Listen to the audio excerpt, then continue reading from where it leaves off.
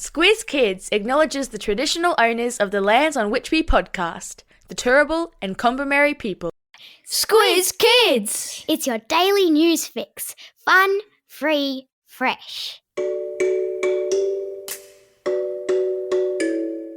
Hello and welcome to Squiz Kids Today, your fresh take on what's happening in the world around you. I'm Christy Kijarina. It's Wednesday, September 24. In Squiz Kids Today, the world's first dinosaur choir.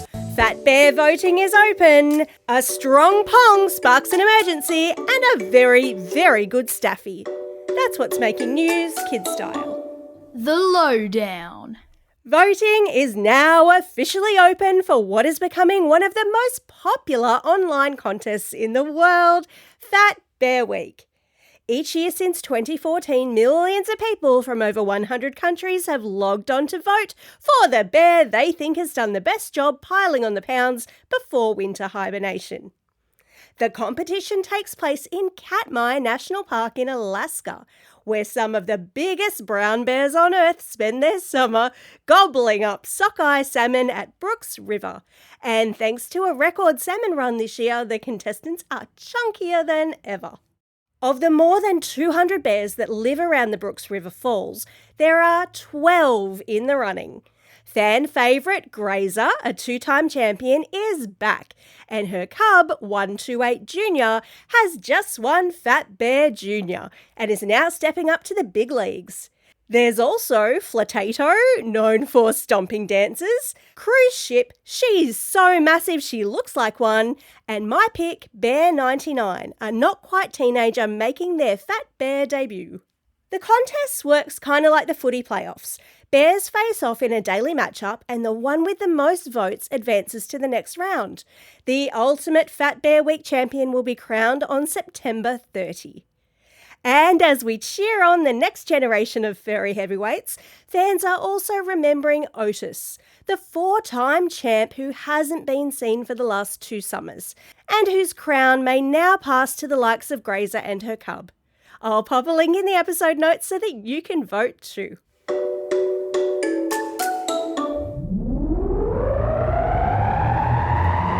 Spin the globe. Each day we give the world globe a spin and find a news story from wherever it stops.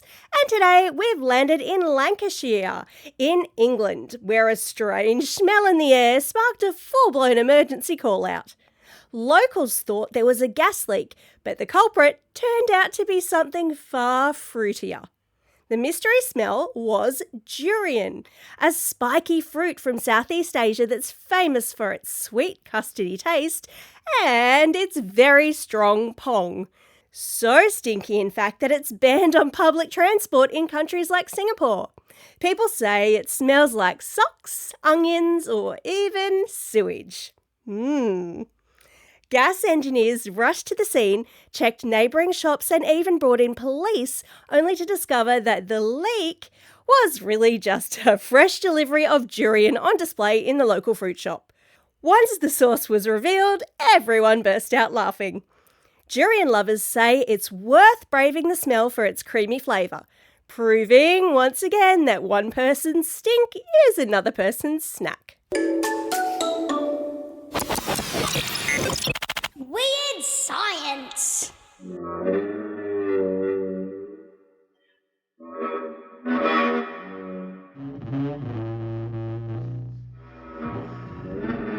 And what you're hearing there is the first instrument in what could become the world's very first dinosaur choir.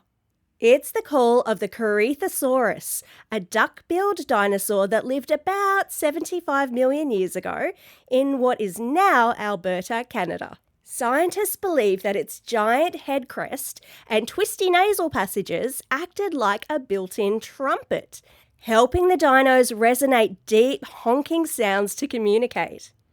Now, artist Courtney Brown has teamed up with paleontologists to recreate those sounds using CT scans, 3D printed skulls, and bioacoustic modelling. The result? A giant musical instrument that mimics the Corythosaurus's call. Weird, wonderful, and a little bit spooky. I've stuck a video explaining how it all works in the episode notes. And the Corythosaurus is just the start. The plan is to add more duck-billed dinos until there's a full dinosaur choir. So don't be surprised if one day you find yourself listening to a prehistoric symphony 75 million years in the making. Believe it or not. How well trained is your dog? Maybe not as well trained as this one. In England, a blue Staffordshire Bull Terrier was home alone when a fire broke out, filling the house with smoke. A police officer kicked open the door to find the blue Staffy Bull Terrier darting around. At first, the dog bolted deeper into the house when the officer tried to coax him out. But then, in an incredible twist, the dog led the officer straight to his leash, hanging on a hook by the back door. Body cam footage, the link is in the episode notes, shows the officer clipping it on before the two of them make a smoky dash to safety. The officer was coughing from the smoke, but the dog trotted calmly beside him, as if saying, "I can't go outside without my lead."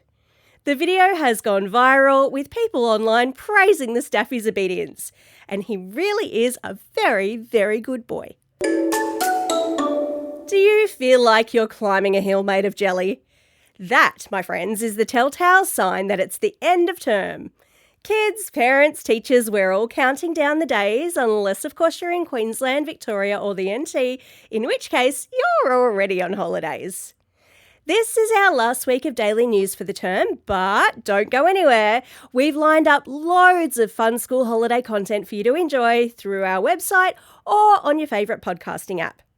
You'll get 2 brand new episodes of Squiz Kids Spotlight. I nabbed an interview with Australia's very first astronaut, Catherine Bennell-Pegg. How cool! And Bryce will be sitting down with political writer Annabelle Crabb to chat about her new book, There's a Prawn in Parliament House. And yep, there actually is one. Plus, we've got brain teasers to keep your brains buzzing, a school holiday movie guide, Squiz Kids science shorts, and not 1 but 2 bumper holiday quizzes. It all kicks off next week and runs right through the holidays. And don't forget, if it's your birthday between September 29 and October 12, your shout out will be waiting for you when we get back with the daily news on October 13. Time for the quiz. This is the part of the podcast where you get to test how well you've been listening. Question number 1. How many bears are facing off for the title of fattest bear this year? Well done if you knew that it is 12 bears. Question number 2. What is the name of the stinky fruit that sparked an emergency in the UK? That stinky but tasty fruit is durian. Question number 3. What did one very well-trained dog need to get before he evacuated his burning house? Yeah, that's right, he had to get his lead.